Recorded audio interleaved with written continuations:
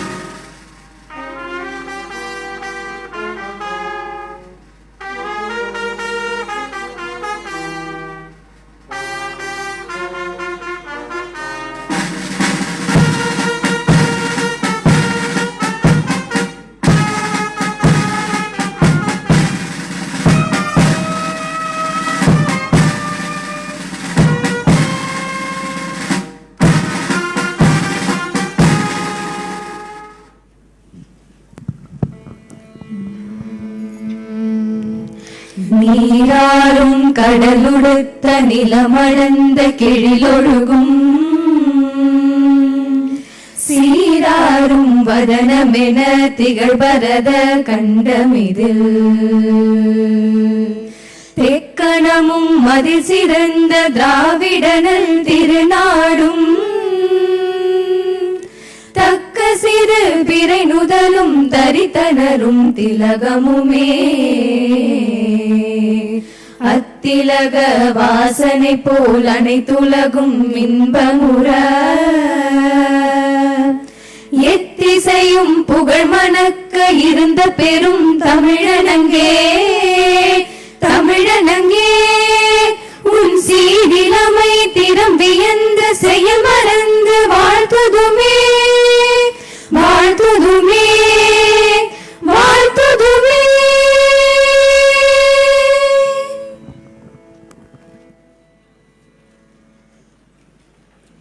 வரவேற்புரை வழங்க வருமாறு மாண்புமிகு நீர்வளத்துறை அமைச்சர் அவர்களை அன்புடன் அழைக்கிறோம்.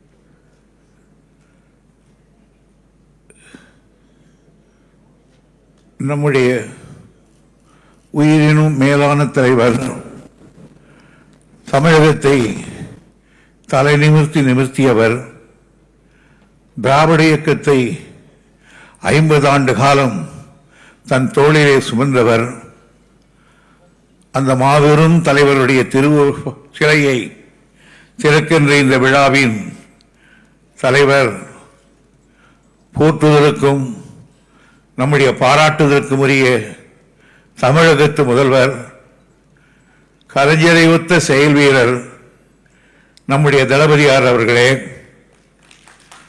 இந்த சிலையினை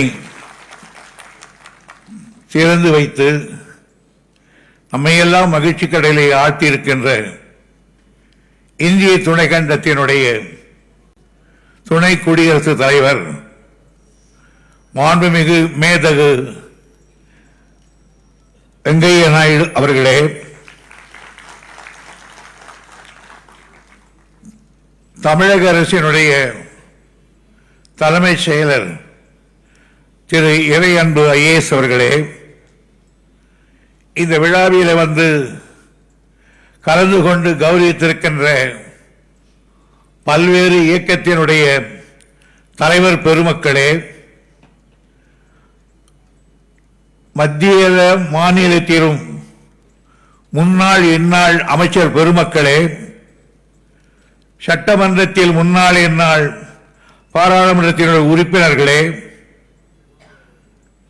திரைப்படத்தினுடைய துறையை சார்ந்த அன்பு ஆர்வலர்களே, பல்வேறு தமிழ் சங்கங்களுடைய சார்பிலே குழுமி இருக்கின்ற பெரியவர்களே, மற்றும் வந்திருக்கிற அனைவருக்கும் முதற்க என்னுடைய நன்றியையும் வணக்கத்தையும் நான் தெரிவித்துக் கொள்கிறேன். இன்றைக்கு நம்மை பொறுத்தவரையில் ஒரு பெருநாள், சிறந்த நாள்,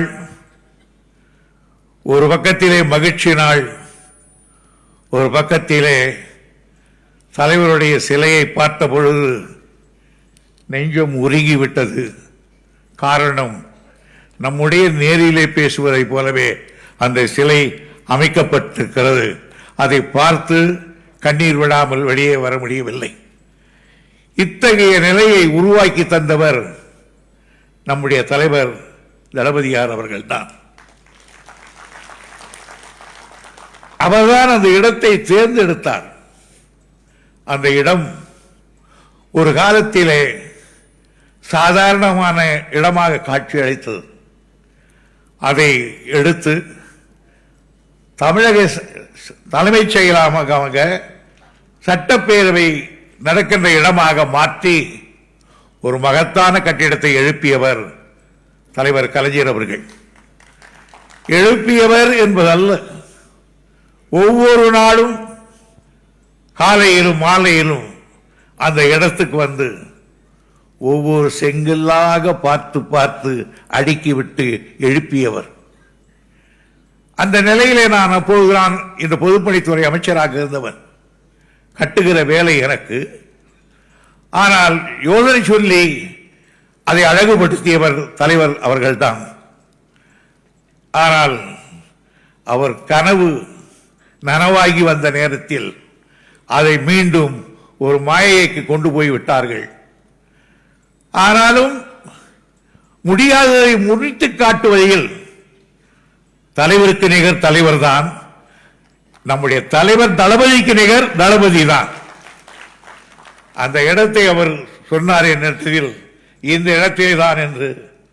அசந்து போய்விட்டேன். அப்பனுக்கு தப்பாமல் பிறந்திருக்கிறாயே, எங்கே வைக்க வேண்டும், ஏன் வைக்க வேண்டும், எதற்கு வைக்க வேண்டும், இந்த சிலை அங்கே இருந்தால் எப்படிப்பட்ட பேச்சு வரும் என்பதையெல்லாம் நினைத்து அதை அந்த இடத்தை செலக்ட் பண்ணார் நம்முடைய தலைவர் தளபதி அவர்கள்.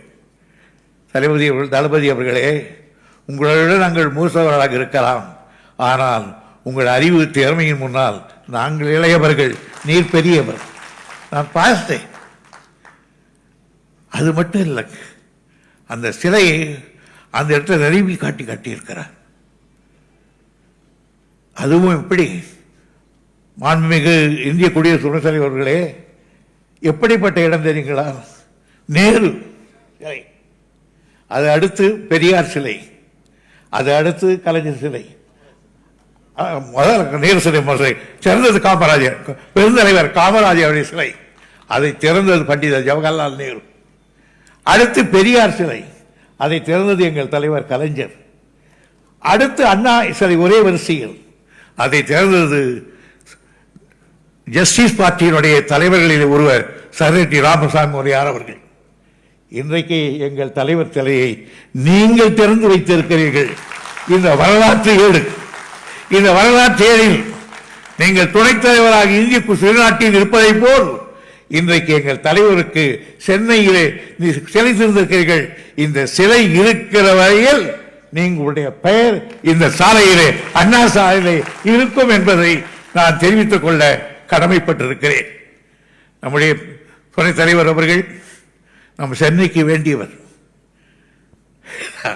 அவரை போன முறை இன்விடேஷன் கொடுக்கும்போது போய் கேட்டேன், நானும் பாலும், என்னங்க ரொம்ப நாளாக நீங்கள் டெல்லியில் இருக்கீங்க, மந்திரியா இருக்கீங்க, யாரை பார்த்தாலும் இங்கோட்டு கோட்டு இப்படி ஒன்று கோட்டு மாட்டிக்கிறான், ஆனால் நீங்கள் எங்களை போலவே வேட்டி சட்டையில் இருக்கீங்க. ரெண்டு பேர் தான் வேட்டி சட்டை கட்டுறீங்க. ஒன்று அவர், இன்னொன்று நண்பர் சிதம்பரம் அவர்கள். எந்த நிலையிலும் போட்டார். அப்போ அவர் சொன்னார், எனக்கு இதுதான் பிடிக்குது. அதுலேயும் வேட்டி கட்டுறது நம் நாட்டும் கட்டுறாரு. ஆந்திராவுக்கு கீப்பாசியாக கட்டிக்குவான் எந்த ஊரில் போனாலும். ஆனால் நாம் எப்படி கட்டுவோமோ அப்படியே கட்டுறாரு. ஆக நீங்கள் எங்கள் ஊர்ல இன்னும் சொல்ல போனால் சென்னையில் எதிர் வீட்டுக்காரர், கோட்டூர் பொறுத்த எதிர் வீட்டுக்காரர். ஆகையினால இந்த மண்ணோடு வாசனையோடு கலந்தவர் நீங்கள். இன்னும் நான் ஒன்றை சொல்லுகிறேன், என் நினைவில் இருக்கிறது. எங்கள் தலைவரை கைது செய்த அன்றைக்கு நீங்கள் எங்கள் அறிவகத்துக்கு வந்தீர்கள். பேராசிரியர் உட்கார்ந்து இருந்தார். நீங்கள் பட்ட பாட்டை நான் பக்கத்தில் நேரிலே பார்த்தவர்.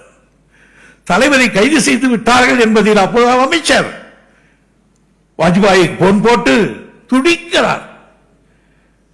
அந்த துடிப்பு தான் இன்றைக்கு அவர் சிலையை திறப்பதற்கு தங்களுக்கு ஒரு வாய்ப்பு கிடைத்திருக்கிறது. ஆகையினால் நீங்கள் வந்து திறந்ததிலே எங்களுக்கு மகிழ்ச்சி, பெருமை. அதே போன்று நான் ஒன்றை இந்த நேரத்தில் சொல்லியாக வேண்டும். இந்த சிலையை பார்த்த பிறகும், இதனுடைய அமைப்புகளை வேலைகளை பார்த்த பிறகும், இதனுடைய வெற்றிக்கு ஒரே ஒரு ஆள் தலைவர் யோசனை சொன்னார். ஆனால் அதை அற்புதமாக செய்தவர் என் நண்பர் ஏவா வேடுவர்கள். நான் பாராட்டாமல் இருக்க முடியாது. பாராட்ட வேண்டிய நேரத்தில் பாராட்டுவதுதான் பண்பு. அசந்து போய்விட்டேன். அவரே தனியாக யாரும் இல்லாமல் செய்த அந்த வேலைகளை இரவு பகல் என்று அங்கேயே படுத்து கிடந்தார் ரோட்டில். அந்த அளவுக்கு செய்த அவருக்கு என்னுடைய பாராட்டை நான் தெரிவித்துக் கொள்கிறேன். இன்னும் இந்த நிலையில் எங்களுடைய அழைப்பினை ஏற்று, எங்கள் தலைவருடைய அழைப்பினை ஏற்று இங்கே வந்து இந்த சிலையை திறந்து வைத்திருக்கின்ற நம்முடைய மாண்புமிகு இந்திய குடியரசுத் தலைவர் அவர்களுக்கு என்னுடைய இந்த கட்சியினுடைய பொதுச் செயலாளர் என்ற முறையிலும், எங்கள் திராவிட முன்னேற்ற கழகத்தின் சார்பிலும், தமிழக அரசின் சார்பிலும் மனமார்ந்த நன்றியையும் வணக்கத்தையும் தெரிவித்து உங்களை வருக வருக என்று நான் வரவேற்கிறேன் என்று கூறி விடைபெறுகிறேன். நன்றி, வணக்கம்.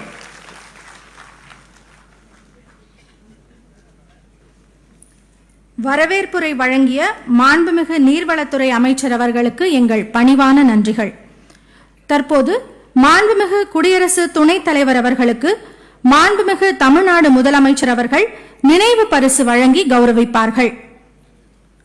We now request the Honorable Chief Minister of Tamil Nadu to felicitate our chief guest, the Honorable Vice President of India.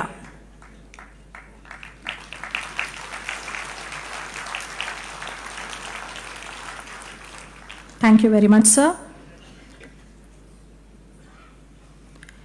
80 ஆண்டு கால பொது வாழ்வில் 50 ஆண்டு காலம் சட்டமன்ற உறுப்பினராக பதவியை வகித்தவர், 5 முறை தமிழ்நாட்டின் முதலமைச்சராக சீரிய முறையில் பணியாற்றி தமிழக மக்களுக்காக தன் வாழ்நாளையே அர்ப்பணித்து அரும்பணி ஆற்றியவர் முத்தமிழறிஞர் கலைஞர் அவர்கள்.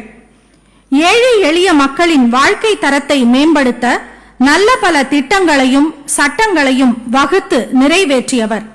ஒப்பாரும் மிக்காரும் இல்லாத தனிப்பெரும் தலைவர் முத்தமிழறிஞர் கலைஞர் அவர்களை பற்றிய ஒரு காணொளி தொகுப்பை இப்போது காண்போம்.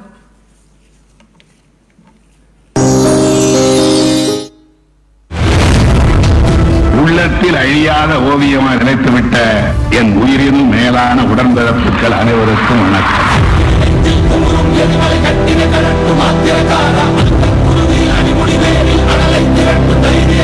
சங்கந்தரு தங்கத்தமிழ் வங்கக்கடல் பொங்கும் இளம் சிங்க குரல் எங்கும் எழ ஒன்றே குலம் என்றே சொல்லி வாழ்ந்த இனம். தாயாக தமிழருக்கு அண்ணாவும் தந்தையாக பெரியாரும் வைத்ததாலே அவருக்கு சேயாக விளங்குகின்ற திமுக கழகம் வருங்கால வெற்றிக்கு வழிவகுக்க காண்பீர்கள். இந்த மாநிலமே சமத்துவமாக மாற வேண்டும் என்பதுதான் என்னுடைய தனியான ஆசையாகும்.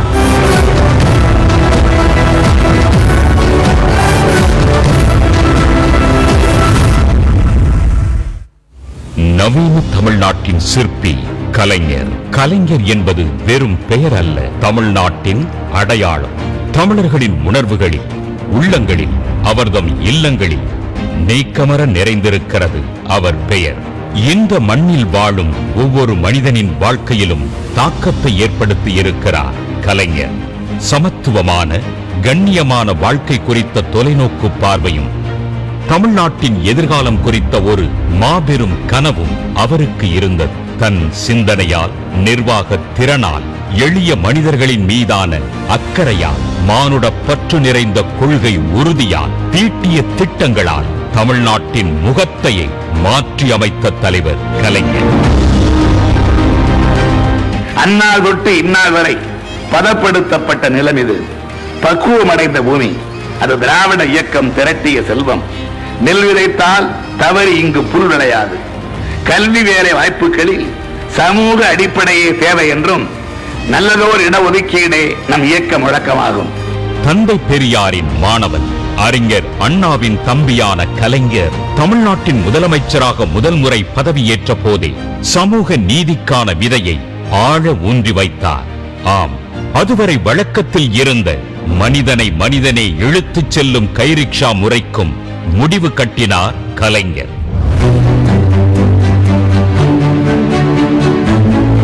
குடிசை மாற்று வாரியத்தை உருவாக்கினார்.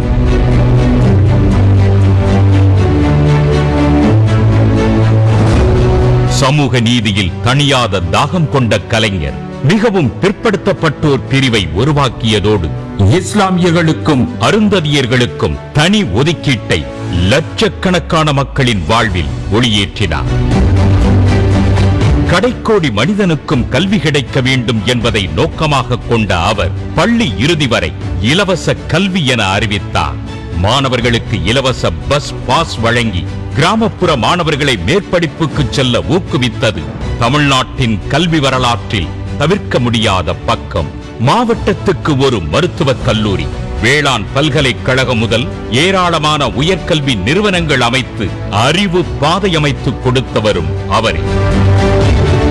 முதல் தலைமுறையாக உயர்கல்வியில் சேர துடிக்கும் எளிய குடும்பத்து பிள்ளைகளின் கனவுகளை பறிக்கும் அநீதிதான் நுழைவுத் தேர்வு என்பதை தெளிவாக உணர்ந்திருந்தார் கலைஞர். சட்டம் இயற்றி நுழைவுத் தேர்வை நீக்கி கிராமப்புற ஏழை எளிய மாணவர்களுக்கு உயர்கல்விக்கான கதவுகளை திறந்துவிட்ட பெருமை கலைஞரையே சேரும்.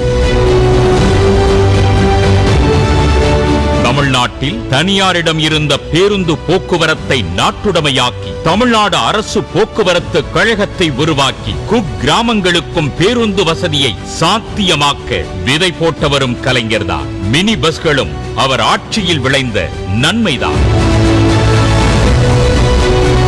பசித்த வயிறோடு ஒரு மனிதன் உறங்கச் செல்லக்கூடாது, அனைவருக்கும் உணவளித்துவிட வேண்டும் என்ற தாகத்தோடு திட்டங்கள் வகுத்து நிறைவேற்றியும் காட்டினார் கலைஞர். தமிழ்நாடு நுகர்பொருள் வாணிபக் கழகம் அவரது கனவில் உருவான நிறுவனம்தான். தமிழ்நாடு முழுவதும் ரேஷன் கடைகளை திறந்து பொது விநியோக திட்டத்தின் வெற்றி அத்தியாயத்தை தொடங்கி வைத்தார். கிலோ அரிசி 2 ரூபாய், அடுத்து வந்த நாட்களில் அரிசி கிலோ 1 ரூபாய், பின்னர் இலவசமாகவும் வழங்கும் நிலைக்கு வழிவகுத்த கலைஞர்.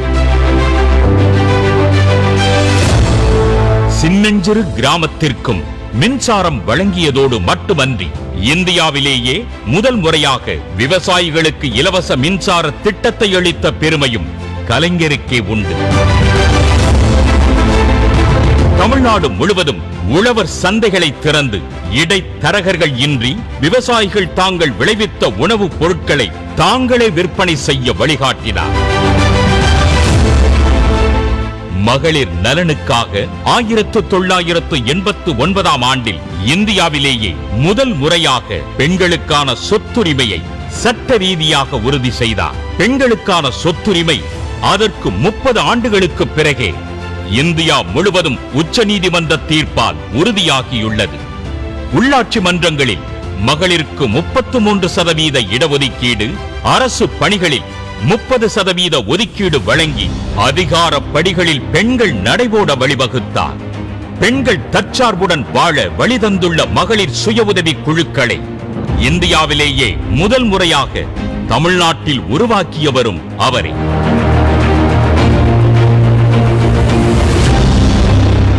ஒன்றிய அரசால் முத்திரை திட்டமாக விளம்பரப்படுத்தப்படும் உஜ்வாலா திட்டத்திற்கே கலைஞர்தான் முன்னோடி என்பது பலருக்கும் வியப்பாக இருக்கக்கூடும். சமையல் எரிவாயு சிலிண்டர், அடுப்புடன் கூடிய இலவச எரிவாயு இணைப்பு வழங்கும் திட்டத்தையும் 15 ஆண்டுகளுக்கு முன்பே தமிழ்நாட்டில் நடைமுறைப்படுத்தியவர் கலைஞர்.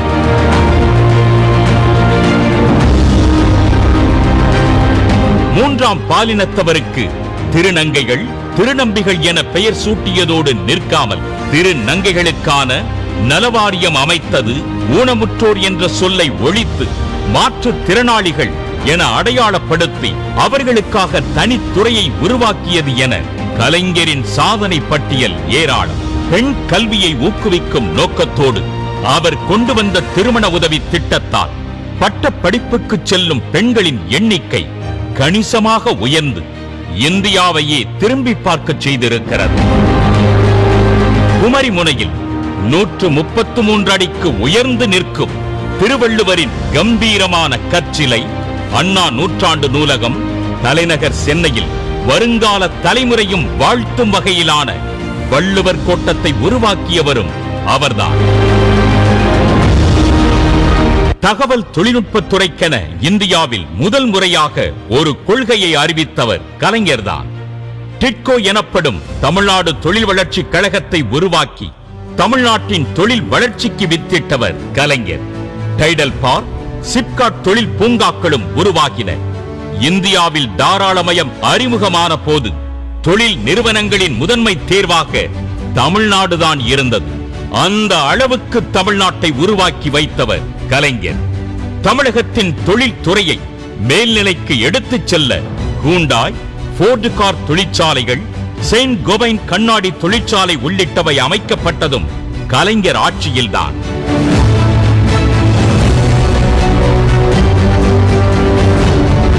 ஜனநாயகம் காக்கவும் ஈழத்தமிழர் நலனை நாடியதாலும் இருமுறை ஆட்சியை விலையாக கொடுத்தவர் கலைஞர்.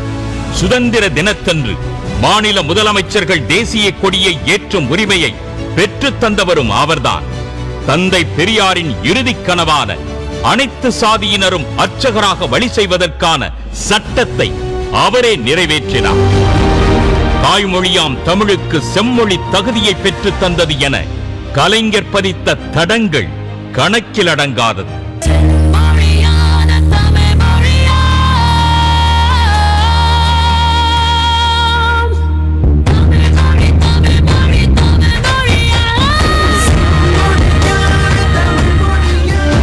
சாதி பேதமற்ற சமூகத்துக்கான இலக்குடன் தமிழ்நாடு முழுவதும் பெரியார் நினைவு சமத்துவபுரங்களை உருவாக்கினார்.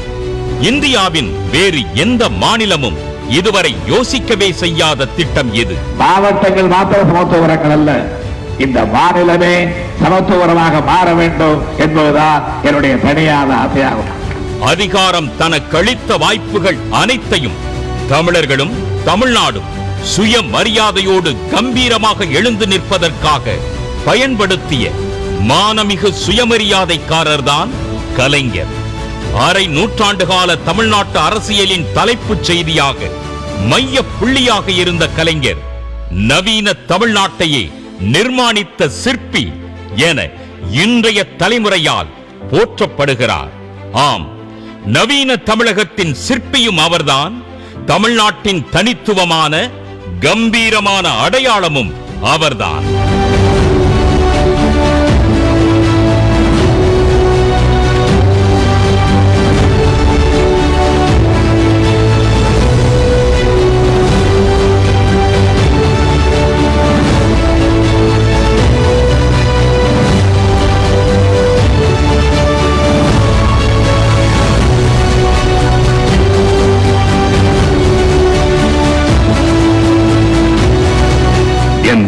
மேலான உடன்பிறப்புகள் அனைவருக்கும் வணக்கம்.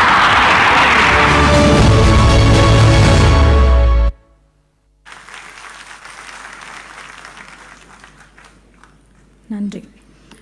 நூற்றாண்டு கண்ட சட்டப்பேரவையில் முத்தமிழறிஞர் கலைஞர் அவர்களின் திருவுருவ படத்தை திறந்தும் தமிழ்நாட்டு மக்களின் மனதில் நீங்காது நிலைத்திருக்கும் தலைவருக்கு அவர் எழுப்பிய ஓமந்தூரார் அரசினர் தோட்ட கட்டிட வளாகத்திலேயே அன்னாரது திருவுருவச் சிலையை இன்று நிறுவியும் வரலாற்று சிறப்புமிக்க பெருமை மிகு நிகழ்வை நிகழ்த்தி இருக்கும் நமது மாண்புமிகு தமிழ்நாடு முதலமைச்சர் அவர்களை விழா தலைமை உரையாற்ற வருமாறு பணிவன்புடன் அழைக்கின்றோம்.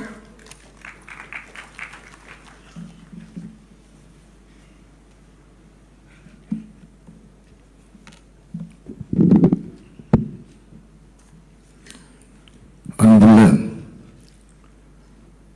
முத்தமிழறிஞர் தலைவர் கலைஞர் அவர்களின் திருவுருவச் சிலையை திறந்து வைத்து நிறைவாக விழா பேருரை ஆற்றுவதற்காக வருகை தந்துள்ள மாண்புமிகு இந்திய குடியரசு துணைத் தலைவர் மதிப்பிற்கும் மரியாதைக்கும் உரிய திரு வெங்கையா நாயுடு அவர்களே, அனைவரையும் வரவேற்று மகிழ்ந்திருக்கக்கூடிய மாண்புமிகு நீர்வளத்துறை அமைச்சர் என்னுடைய அருமை அண்ணன் துரைமுருகன் அவர்களே, மாண்புமிகு தமிழக அமைச்சர் பெருமக்களே, பல்வேறு அரசியல் கட்சியை சார்ந்திருக்கக்கூடிய தலைவர்களே, நிறைவாக நன்றி உரையாற்றிருக்கக்கூடிய தலைமைச் செயலாளர் இறையன்பு IAS அவர்களே, சட்டமன்ற நாடாளுமன்ற முன்னாள் இந்நாள் உறுப்பினர்களே, என்னுடைய பாசத்திற்குரிய என்னுடைய அருமை நண்பர் சூப்பர் ஸ்டார் ரஜினிகாந்த் அவர்களே,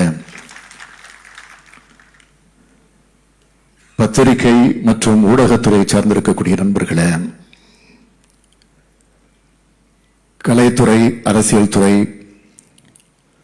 மற்றும் பல்வேறு துறைகளில் ஜாம்பவான்களாக விளங்கிக் கொண்டிருக்கக்கூடிய அருமை தோழர்களே, நண்பர்களே, என் உயிரோடு கலந்திருக்கக்கூடிய தலைவர் கலைஞர் அவர்களின் உயிரினும் உயிரான அன்பு உடன்பிறப்புகளே, உங்கள் அனைவருக்கும் என்னுடைய அன்பான வணக்கம். வாழ்வில் ஒரு பொன்னாள் என்று என்னாலும் மகிழ்ந்து போற்றும் நாளாக இந்த நாள் அமைந்துள்ளது. தமிழ்நாட்டை, இந்த தமிழினத்தை, இந்த தமிழ் நிலத்தை வான் உயரத்துக்கு உயர்த்திய முத்தமிழ் கலைஞர் அவர்களுக்கு நம்முடைய நன்றியின் அடையாளமாக தமிழின தலைவரின் இந்த மாபெரும் சிலை எழுப்பப்பட்டுள்ளது. தமிழ்நாட்டின் நிலையை உயர்த்த பாடுபட்டவர் என்பதால் தான் முத்தமிழறிஞர் கலைஞர்களுக்கு தமிழ்நாடு முழுவதும் சிலை எழுப்பப்பட்டு வருகிறது. இன்று எழுப்பப்பட்டிருக்கக்கூடிய சிலைக்கு இருக்கக்கூடிய சிறப்பு என்னவென்று கேட்டால், தந்தை பெரியாருக்கும் பேரறிஞர் அண்ணாவுக்கும் இடையிலே நம்முடைய முத்தமிழறிஞர் தலைவர் கலைஞருடைய சிலை அமைந்திருக்கிறது. இது மிக மிக பொருத்தமாக அமைந்திருக்கிறது. தந்தை பெரியாரின் ஈரோட்டு பள்ளியிலே படித்தவன், பேரறிஞர் அண்ணாவின் காஞ்சி கல்லூரியிலே பயின்றவன் என்று தன்னை பற்றி கலைஞர் அவர்கள் அடிக்கடி குறிப்பிட்டு காட்டியிருக்கிறார்கள். அதற்கு ஏற்பவே பெரியாருக்கும் அண்ணாவுக்கும் இடையிலே தலைவர் கலைஞருடைய சிலை அமைந்திருக்கிறது. இன்னொரு சிறப்பு என்னவென்று கேட்டால், முத்தமிழறிஞர் தலைவர் கலைஞர் அவர்களால் இந்த ஓமந்தூரார் தோட்டத்திலே உருவாக்கப்பட்டதுதான் இந்த மாபெரும் கட்டடம். தமிழ்நாடு சட்டமன்ற பேரவைக்காக கட்டப்பட்ட கட்டடம் இது. தற்போது மருத்துவமனையாக செயல்பட்டுக் கொண்டிருந்தாலும் அதை கம்பீரமாக கலைஞர் அவர்களின் கனவு கோட்டையாகவே எழுந்து நிற்கிறது. அதுதான் அவரது சிலை எழுப்பப்பட்டிருக்கிறது. சிலையை திறந்து வைத்திருக்கக்கூடிய இந்த நிகழ்ச்சி, இந்த விழா நடக்கக்கூடிய இடம் கலைவாணர் அரங்கமானது. ஒரு காலத்தில் பாலர் அரங்கம் என்று இது இருந்தது. அதனை மிக பிரம்மாண்டமாக கட்டி எழுப்பி கலைவாணர் அரங்கம் என்று பெயர் சூட்டியவரும் நம்முடைய தலைவர் கலைஞர் அவர்கள்தான். இத்தகைய சிறப்புகள் கொண்ட விழாவுக்கு மகிழ வைப்பதைப் போல இந்திய குடியரசினுடைய துணைத் தலைவர் மாண்புமிகு வெங்கையா நாயுடு அவர்கள் வருகை தந்து தலைவர் கலைஞருடைய சிலையை திறந்து வைத்திருக்கிறார்கள். நம்முடைய நட்புக்குரிய இனிய நண்பராகத்தான் மாண்புமிகு இந்திய குடியரசினுடைய துணைத் தலைவர் அவர்கள் எப்பொழுதும் இருந்து வருகிறார். துரைமுருகன் அவர்கள் குறிப்பிட்டு காட்டியதைப் போல 2001ஆம் ஆண்டு தலைவர் கலைஞர் அவர்கள் மிக கொடூரமான முறையிலே அன்றைய ஆட்சியாளர்களால் கைது செய்யப்பட்டப்போ அன்றைக்கு குடியரசுத் தலைவராக இருந்த KR நாராயணன் அவர்களும் பிரதமராக இருந்த வாஜ்பாய் அவர்களும் துடிதுடித்து போனார்கள். அப்போது அன்றைய ஆட்சியாளர்களை கடுமையாக கண்டித்து கடுமையாக விமர்சித்தவர் தான் இங்கே வந்திருக்கக்கூடிய என்னுடைய மாண்புமிகு வெங்கையா நாயுடு அவர்கள். அதே நட்பை இன்று வரையிலே பேணி வரக்கூடியவராக தொடர்ந்து இருக்கிறார். தலைவர் கலைஞருடைய சிலையை திறந்து வைக்க யாரை அழைக்கலாம் என்று நாங்கள் சிந்தித்த நேரத்தில் துணை குடியரசுத் தலைவர்கள் முகம்தான் எங்களுடைய நெஞ்சிலே தோன்றியது. அவரை நேரில் சந்தித்து கேட்ட நேரத்தில் மனப்பூர்வமாக ஒப்புக்கொண்டார். மாண்புமிகு குடியரசு துணைத் தலைவர் திரு வெங்கையா நாயுடு அவர்கள் மிக சிறந்த நாடாளுமன்ற ஜனநாயகவாதி என்று பெயர் எடுத்தவர். மாநிலங்களவையை கொந்தளிப்பான சூழலிலும் திறம்பட கையாண்டவர். எனவேதான் கலைஞர் அவர்கள் சட்டமன்றத்தில் 60 ஆண்டுகள் பணியாற்றியதற்கு எத்தகைய திறமை வேண்டும் என்பது மாண்புமிகு குடியரசு துணைத் தலைவர்களுக்கு தெரியும். இன்று தலைவர் கலைஞரின் சிலையை அவர் திறப்பது மிக மிக மிக மிக சால பொருத்தமாக அமைந்திருக்கிறது. இந்திய நாட்டின் துணை குடியரசுத் தலைவர் என்ற மிக உயர்ந்த பதவியில் இருக்கும் போது நம்முடைய தமிழின தலைவரின் சிலையை திறந்து வைத்திருப்பது இன்னும் பெருமைக்குரிய நிகழ்வாக இது நடந்து கொண்டிருக்கிறது. தமிழ்நாடு சட்டமன்றத்தில் தலைவர் கலைஞர் அவர்களின் திருவுருவப்படத்தை மாண்புமிகு குடியரசுத் தலைவர் ராம்நாத் கோவிந்த் அவர்கள் திறந்து வைத்தார்கள். தலைவர் கலைஞரின் சிலையை குடியரசு துணைத் தலைவராகி நீங்கள் இங்கே வந்து திறந்து வைத்திருக்கிறீர்கள். இந்திய நாட்டின் பிரதமர்களை உருவாக்கியவர் நம்முடைய முத்தமிழறிஞர் கலைஞர் அவர்கள். இந்திய நாட்டினுடைய குடியரசுத் தலைவர் பலரை உருவாக்கியவர் நம்முடைய முத்தமிழறிஞர் கலைஞர் அவர்கள். இந்திய அளவில் நிலையான ஆட்சியை உருவாக்குவதற்கும் துணை நின்றவர் நம்முடைய முத்தமிழறிஞர் கலைஞர் அவர்கள். தமிழ்நாட்டில் 5 முறை முதலமைச்சராக இருந்து இந்த நவீன தமிழகத்தை உருவாக்கியவரும் நம்முடைய தலைவர் கலைஞர் அவர்கள். அத்தகைய மாமனிதருக்குத்தான் சிலை அமைக்கப்பட்டிருக்கிறது. திராவிட முன்னேற்றக் கழகம் முதலாக 1967ஆம் ஆண்டு ஆட்சி அமைத்த நேரத்தில் கலைஞர் சொன்னார், ஏழை குலத்தில் உதித்த ஒரு தமிழன் ஏறுகிறான் அரசு கட்டிலில், இனி ஏழைக்கு வாழ்வு வந்தது என்று தலைப்புச் செய்தியாக முரசொலியிலே தலைவர் கலைஞர் அவர்கள் குறிப்பிட்டு காட்டியிருக்கிறார். பேரறிஞர் பிறந்தகை அறிஞர் அண்ணா அவர்கள் 2 ஆண்டுகள் தான் ஆட்சியில் இருக்கக்கூடிய நிலை இயற்கை நமக்கு அனுமதித்தது. அதன் பிறகு ஆட்சி பொறுப்பை ஏற்ற இந்த இயக்கத்தை தனது இறுதி மூச்சு வர காப்பாற்றியவர் நம்முடைய முத்தமிழறிஞர் தலைவர் கலைஞர் அவர்கள். நம் தலைவர் கலைஞர் அவர்கள் பன்முக திறமை கொண்டவர். எந்த துறையை எடுத்துக்கொண்டாலும் அந்த துறையில் கோலோச்சியவர் நம்முடைய தலைவர் கலைஞர் அவர்கள். இலக்கியமா எத்தனை குறளோவியமும் தொல்காப்பிய பூங்காவும் பொன்னர் சங்கரும் காலத்தால் அழிக்க முடியாத காப்பியங்கள். திரையுலகமா இன்றும் பராசக்தி மனோகரா பூம்புகார் வசனங்கள் நாட்டிலே ஒலித்துக் கொண்டுதான் இருக்கிறது. என்னுடைய பாசமிகு நண்பர் சூப்பர் ஸ்டார் ரஜினிகாந்த் அவர்கள் வருகை தந்திருக்கிறார்கள். அவருக்கு நன்கு தெரியும், நன்கு அறிவார். திரையுலகத்திற்குள் வரக்கூடியவர்கள் கலைஞரின் வசனத்தை பேசி அதில் தங்கள் திறமையை நிரூபித்து உள்ளே நுழைந்தவர்கள் என்பது வரலாறு. அரசியலா ஒரு மாபெரும் அரசியல் கட்சியின் தலைமை பொறுப்பு ஏற்று ஏறக்குறை 50 ஆண்டுகள் அதை ஏற்று வழிநடத்தியவர் ஒரே தலைவர். ஆட்சியா இன்றைக்கு நாம் காணக்கூடிய நவீன தமிழ்நாடு என்பது தலைவர் கலைஞர் அவர்களால் உருவாக்கப்பட்டிருக்கிறது. அதற்கான தொலைநோக்கு பார்வை அவருக்கு இருந்தது. அதற்கான உள்ளார்ந்த அக்கறை அவருக்கு இருந்தது. ஏனென்றால் தமிழ்நாட்டில் அடக்கி ஒடுக்கப்பட்ட மக்களின் விடியலாக அவர் விளங்கினார். அத்தகைய மக்களின் உயர்வுக்காக எழுதினார், அவர்களுக்காக பேசினார், அவர்களுக்காக போராட்டம் நடத்தினார், அவர்களுக்காக சிறையில் இருந்தார். ஆட்சி அதிகாரம் கிடைத்ததும் அவர்களுக்காக திட்டங்களை தீட்டினார். அந்த திட்டங்களால் உருவானதுதான் இந்த தமிழ்நாடு. அதனால்தான் அவரை ஃபாதர் ஆஃப் மாடர்ன் தமிழ்நாடு, நவீன தமிழ்நாட்டின் தந்தை என்று இன்றைக்கும் புகழ்ந்து கொண்டிருக்கிறோம்.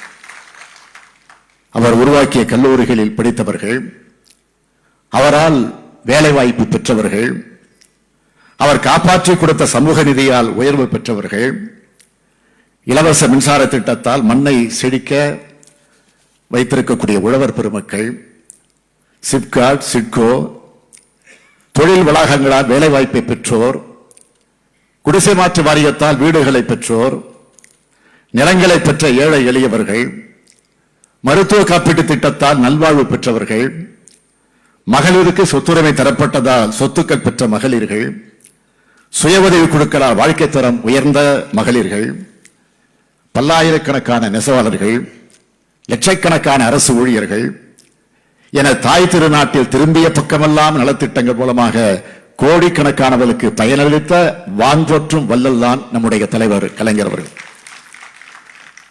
தமிழ்நாட்டின் ஒவ்வொருவரும் அவரால் பயன்பெற்றவராக, அவர் தீட்டிய திட்டங்களால் பயன்பெற்றவராகத்தான் இருப்பார்கள். அந்த வகையில் அனைத்து மக்களின் தலைவராக இருந்தவருக்குத்தான் இன்றைய நாள் சிலை அமைக்கப்பட்டிருக்கிறது. தமிழ் சமுதாயத்திற்காக உழைத்த எத்தனையோ பெருமக்களுக்கு சிலைகள், நினைவகங்கள், மணிமண்டபங்கள் அமைத்தவர் தலைவர் கலைஞர் அவர்கள்.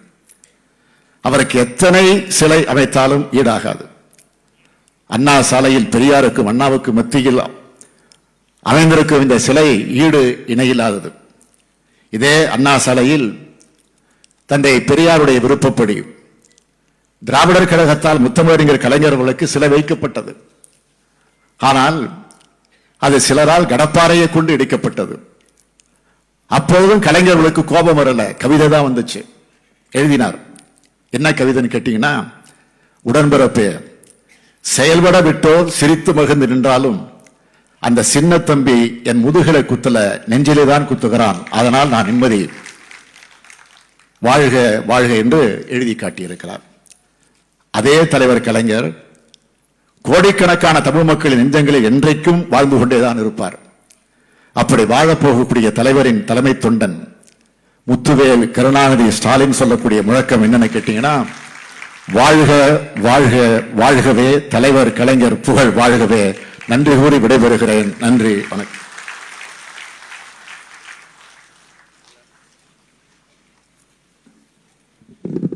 முத்தமிழ் அறிஞர் கலைஞர் அவர்களின் அரும் பணிகளையும் பெருமைகளையும் எடுத்துரைத்து தலைமை உரையாற்றிய மாண்புமிகு தமிழ்நாடு முதலமைச்சர் அவர்களுக்கு எங்கள் பணிவான நன்றிகள். We now request our esteemed chief guest, the Honorable Vice President of India, to deliver the special address. முத்தமிழ் அறிஞர் டாக்டர் கலைஞர் அவர்களின் சிலையினை திறந்து வைத்த நமது இந்திய திருநாட்டின் மாண்புமிகு குடியரசு துணைத் தலைவர் அவர்கள் தற்போது விழா பேருரை ஆற்றுவார்கள்.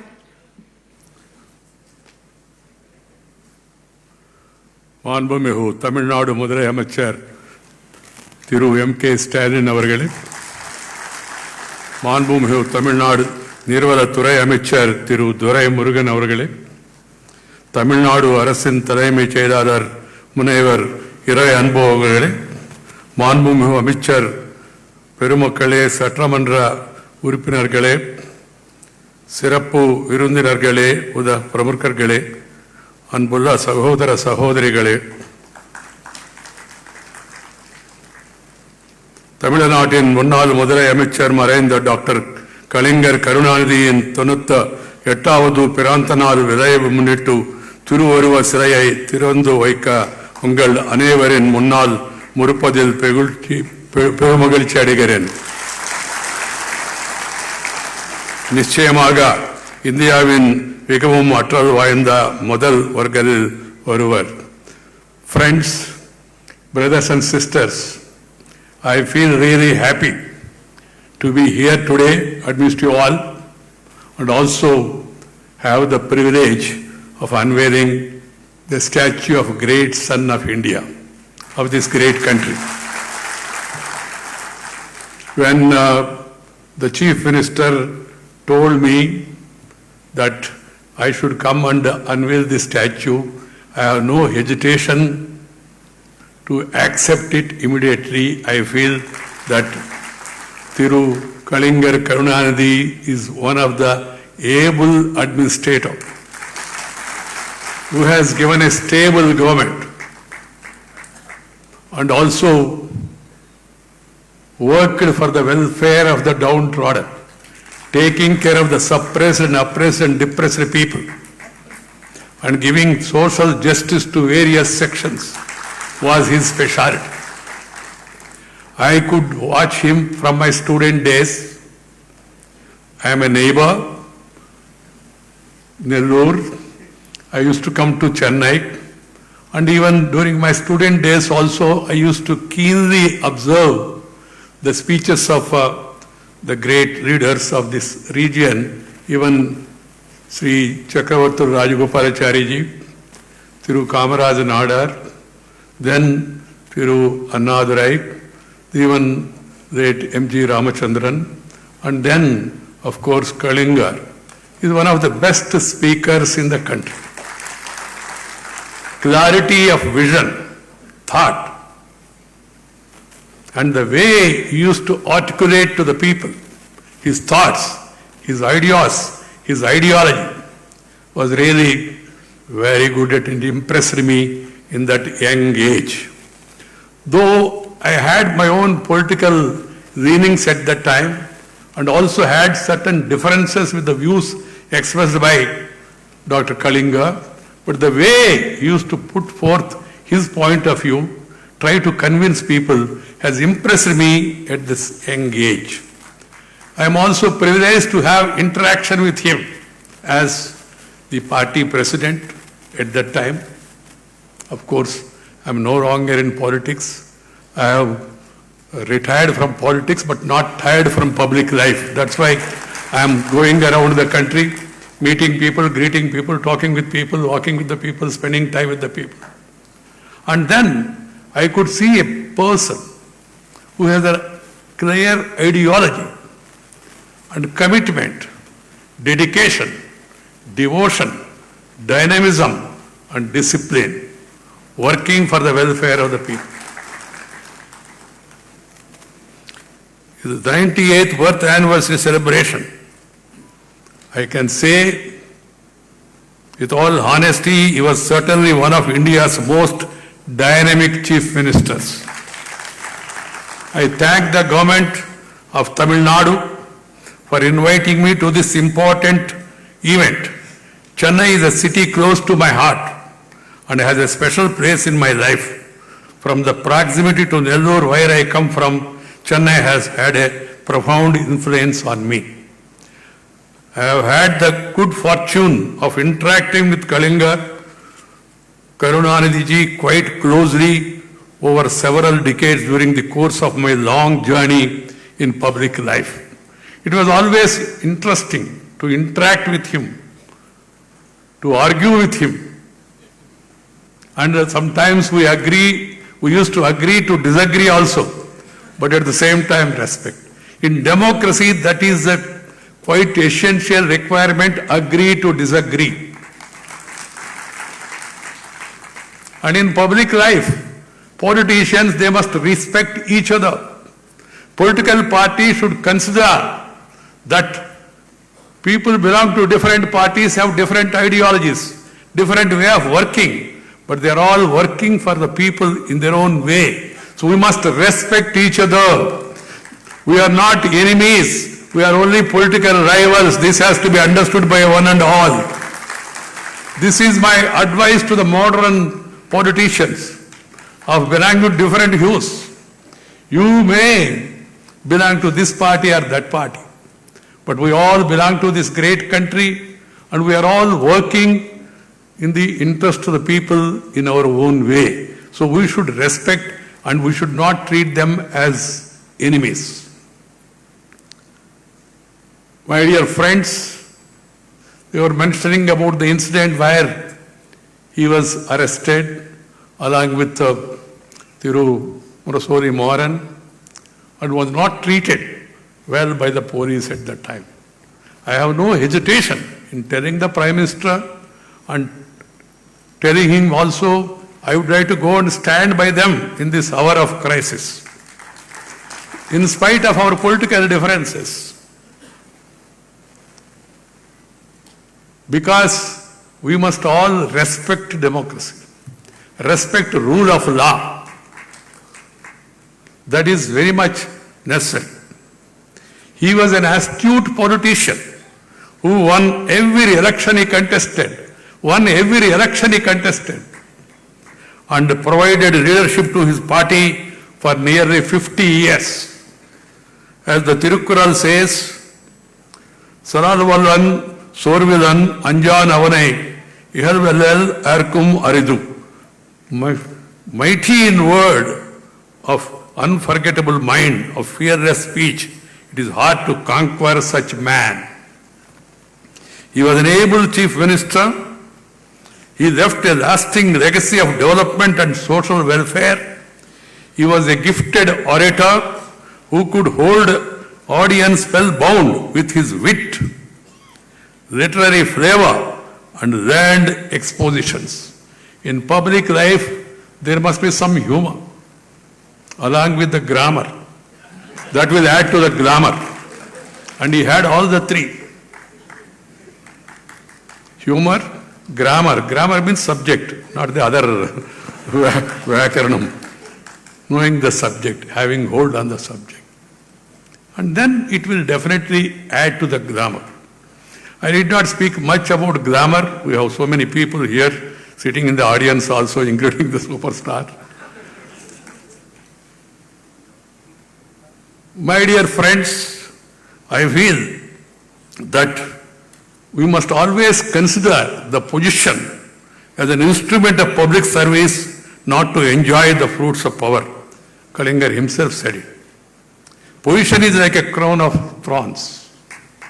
He had an artistic, cultural, and journalistic flair that earned him the honorific title of Kalinga.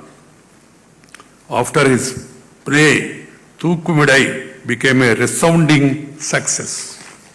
He was truly a multifaceted personality who has left an indelible impression on the development canvas of Tamil Nadu. Through his scripts and dialogues, he blazed a new trail in Tamil cinema. As an insightful commentator on current affairs and political analyst, Kalingar wielded a powerful pen, writing extensively in Murasoli, the party's publication he founded. The common stand which runs through the work of Kalingar Karunanidhi, the administrator, the social activist, the political reformer, the script writer, the poet, the playwright, the journalist, and the author is that of a special quality and inclusive development. My dear brothers and sisters, we are quite fortunate that after our independence in 1947, we have had in our country a series of illustrious prime ministers and chief ministers who have shaped the developmental trajectory of our great nation. They have made tremendous efforts in their own way, in their respective states, union territories, and at the union government level to respond to people's aspirations, design policies, create programs, build institutions. These consistent efforts have taken our country forward, guided by the enlightened pathway shown by the constitutional makers. These leaders at various levels have tried to give meaning to the words in our constitution. Bearing few aberrations, they have helped India shape into a vibrant, progressive democracy upholding the vision contained in the preamble of the constitution. Kalingar Karunanidhi comes in this list of iconic leaders who had put people at the center of their work. People must be at the center. Whenever you think, whenever you write, whenever you do something, you must have the people at the center. People's welfare. Now India is on the move, undoubtedly. We are now becoming a strong nation. We have a stable government, able leadership, and we have different political parties in our country ruling different states. But my suggestion is that all of us must work together for the welfare of the people, taking care of the downtrodden and taking care of the state. If the states develop, then the country will develop. Country cannot progress without the development of the states. This has to be kept in mind. I also feel that the center and states must work together as Team India. We are Team India, and we should all work together, forgetting our political differences. Irrespective of caste, creed, sex, religion and region, India is one nation, one people, one country. We have different regions, we have different religions, we have different ways of our dress. But at the same time, we must remember we are all Indians. Indians first. That has to be kept in mind, all of us. Every Indian language is very rich. So we must always feel, and I feel that we must promote our mother tongue. Mother tongue, motherland, they are very important. Mother who has given you beautiful birth, you should never forget her. And the native place to which you belong to, you must do something to the place where you were born. And the mother tongue, the language that has come from mother's womb, the Tamil, the Telugu, the Kannada, the Malayali, Marathi, Assami, Punjabi, Bhojpuri, there are so many languages. We must promote, propagate, and make them prosper in our own way. Because I always feel mother tongue is like your eyesight. The other language is like spectacles. If you have eyesight, spectacles will work. If you don't have eyesight, even if you wear Raban, Zuban se kuch aayega nahi. This has to be kept in mind. My suggestion to all the youngsters is, please promote mother tongue. Speak in mother tongue at home. Leave this mummy daddy culture. Amma comes from the heart. We should promote that mother tongue in our house while talking to others. Of course, we should speak to others when they don't know the mother tongue. We should not be carried away this glamour for the other language. Nothing wrong in learning other languages, but first mother tongue. This has to be kept in mind. I respect Dr. Kalingar because he promoted Tamil culture, Tamil literature.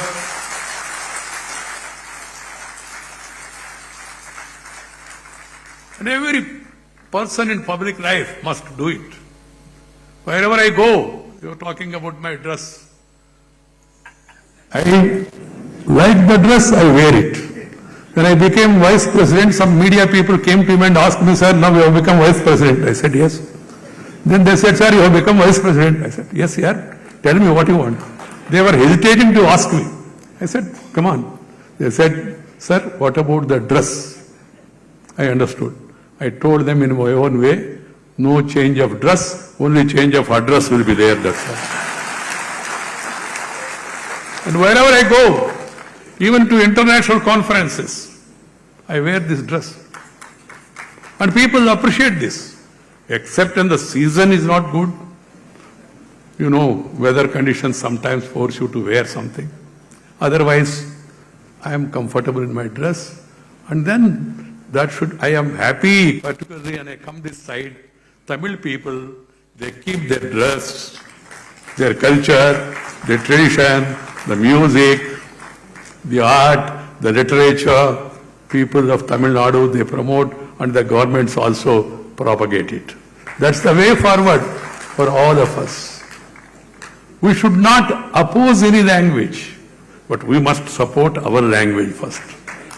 So my suggestion is, when people indulge in controversies, I say, no imposition of any language, no opposition to any language.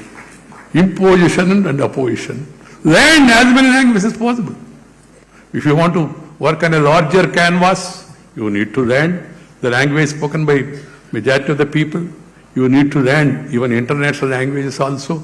But first, you must master your mother tongue. And then you will excel.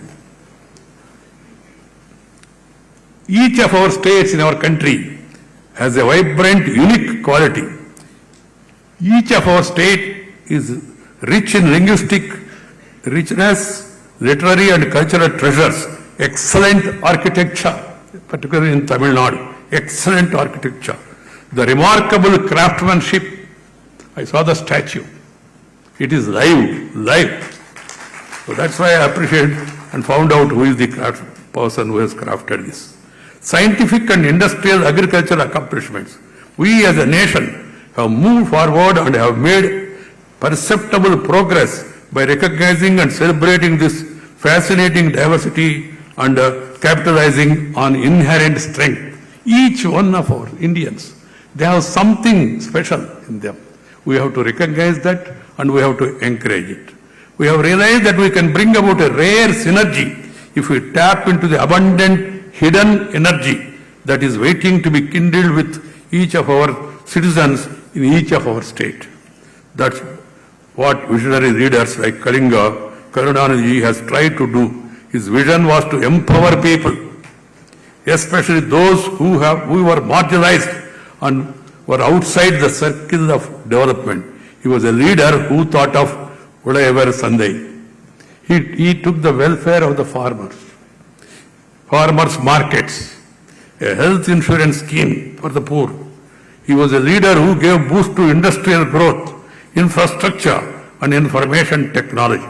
Infrastructure is key for development. Every government should focus more on infrastructure. We were reminding about Sri Atal Bihari Vajpayee, who brought that connectivity revolution, air connectivity, rail connectivity, highway connectivity, tele-connectivity, television connectivity, port connectivity, even political connectivity also he brought to them. He worked with both the parties in Tamil Nadu, DMK as well as ADM. That was the rare quality of a leader.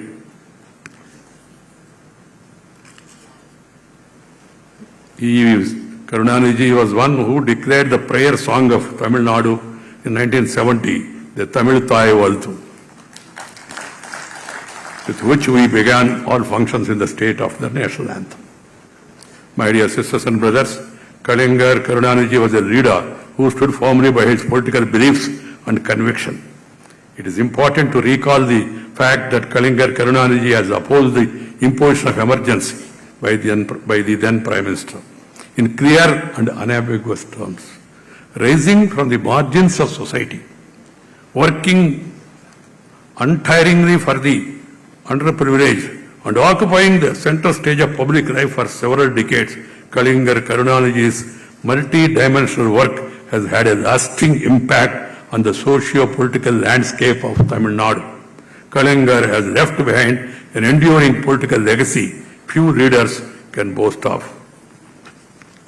I am sure that the current Chief Minister, Thiru M.K. Stalin, will be guided by the vision and work of his illustrious father. I once again thank the government of Tamil Nadu for inviting me to this special event and wish the Chief Minister Thiru Stalin, his cabinet colleagues and others working all together and the civil servants working in the state all the best in their untiring efforts to continue the development journey of the state with the same earnestness as Kalaignar did. I am happy particularly today, this evening, I could see many of my friends who are my colleagues in Parliament, present and past also, political friends from different political parties. I would have been more happy if everybody, all political party people were here. That should be the culture. We must respect our leaders, irrespective of political ideologies and all.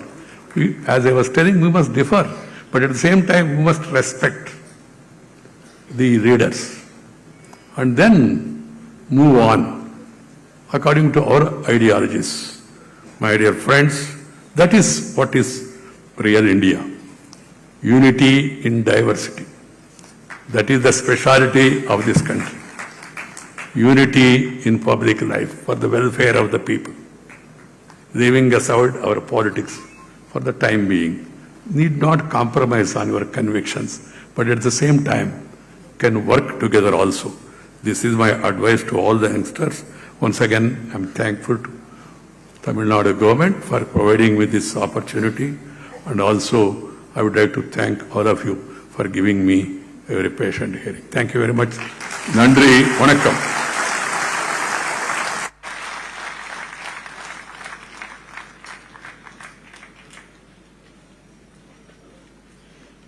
Thank you very much, sir, for your invaluable address. நன்றியுரையாற்ற வருமாறு மரியாதைக்குரிய தமிழ்நாடு அரசின் தலைமைச் செயலாளர் முனைவர் வே. இறை அன்பு அவர்களை அன்புடன் அழைக்கிறோம்.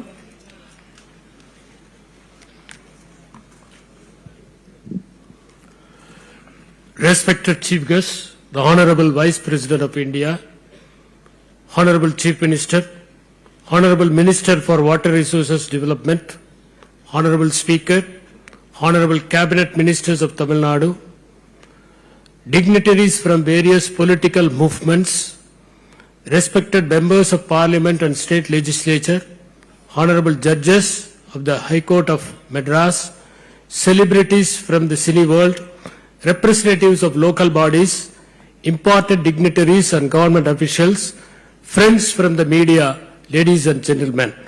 I consider it a privilege to have been asked to propose vote of thanks on this memorable occasion. I thank the Honorable Vice President for gracing this occasion and unveiling the statue of Mutthamizhar Kalaignar, who for over 5 decades strode like a colossus in Indian political landscape. It is only befitting that another scholar extraordinaire with great intellectual profundity and impressive eloquence, and who is famed for his wit and wisdom, instantaneous metaphors and scintillating similes, should be the chief guest on this occasion to honor Mutthamizhar Kalaignar, who possessed or rather epitomized these very qualities in abundant measure. The Honorable Vice President's electrifying speech today will remain etched in our memory for a long time. Oh, what a magnificent moment. ஒரு நாட்டின் முன்னேற்றம் அடுத்த நாட்டை வெற்றி கொள்வதில் இருக்கிறது. அது குண்டு வெடிப்புகளால் அல்ல, கண்டுபிடிப்புகளால். அழிவை உருவாக்குவதில் அல்ல, அறிவை உருவாக்குவதில். அந்நிய மண்ணை சிதைப்பதில் அல்ல, தாய் மண்ணை செதுக்குவதில். மாண்புமிகு இந்திய நாட்டின் துணை குடியரசுத் தலைவர் அவர்களே, இன்று தமிழகத்தை தன்னுடைய அரும் பணிகளாலும் கடும் உழைப்பாலும் பல்வேறு விதங்களில் செதுக்கி எண்ணற்ற நிறுவனங்களையும் அமைப்புகளும் உருவாக்கிய கலைஞர் அவர்களின் சிலையை திறந்து வைத்திருக்கிறீர்கள். அதற்காக தமிழ்நாடு அரசின் மனமார்ந்த நன்றிகளை தெரிவித்துக் கொள்கிறேன். விண்ணை தொடுகிற கனவுகளை வைத்திருந்தாலும் மண்ணில் கால் பதித்து அவற்றை சாத்தியமாக்க முயன்ற முன்னாள் முதல்வரின் திருவுருவச் சிலையை திறந்து வைத்திருக்கிறீர்கள். அதற்காக மகத்தான நன்றியை தெரிவித்துக் கொள்கிறேன். I thank the Honorable Chief Minister for presiding over this function and recapitulating the great contribution of Kalaignar and making his presidential address a fitting tribute to be ever cherished by the participants. இந்த விழாவிற்கு தலைமையேற்று அரியதொரு தலைமை உரையை நிலைத்து நிற்குமாறு வழங்கிய மாண்புமிகு முதலமைச்சர் அவர்களுக்கு என்னுடைய மனமார்ந்த நன்றிகளை தெரிவித்துக் கொள்கிறேன். விழாவில் வரவேற்புரை நல்கி நம்மை கடந்த காலத்திற்கு கடத்தி சென்ற மாண்புமிகு நீர்வளத்துறை அமைச்சர் அவர்களுக்கு என் உளமார்ந்த நன்றிகள். இந்த விழாவில் கலந்து கொண்ட மாண்புமிகு அமைச்சர் பெருமக்களுக்கும் நாடாளுமன்ற சட்டமன்ற உறுப்பினர் அவர்களுக்கும் சபாநாயகர் அவர்களுக்கும் உள்ளாட்சி அமைப்புகளின் பிரதிநிதிகளுக்கும் திரைத்துறையை சார்ந்த கலைஞர்களுக்கும் இதிலே பங்கெடுத்து பணியாற்றிய அரசு துறை அலுவலர்களுக்கும் பொதுமக்களுக்கும் என்னுடைய நன்றிகள் உரித்தாகுக. இந்த விழாவில் இச்சிலையை உருவாக்குவதற்கு உழைப்பை சிந்தி சிறந்ததொரு சிலையை சீருடன் வடிவமைத்த சிற்பி அவர்களுக்கும் பொறுப்புடன் பணியாற்றிய பொதுப்பணித்துறைக்கும் என்னுடைய நன்றிகளை தெரிவித்துக் கொள்கிறேன். இங்கே நடப்பவற்றை உன்னிப்பாக பதிவு செய்த காட்சி ஊடகம், அச்சு ஊடகம் என அனைத்து ஊடக பிரிவுகளையும் சார்ந்த அத்தனை பேருக்கும் என்னுடைய நன்றிகளை நான் தெரிவித்துக் கொள்கிறேன். இந்த விழா சீரும் சிறப்புமாக நடக்க உழைத்த அனைத்து உள்ளங்களுக்கும் என் நன்றியை தெரிவித்து விடைபெறுகிறேன். வணக்கம்.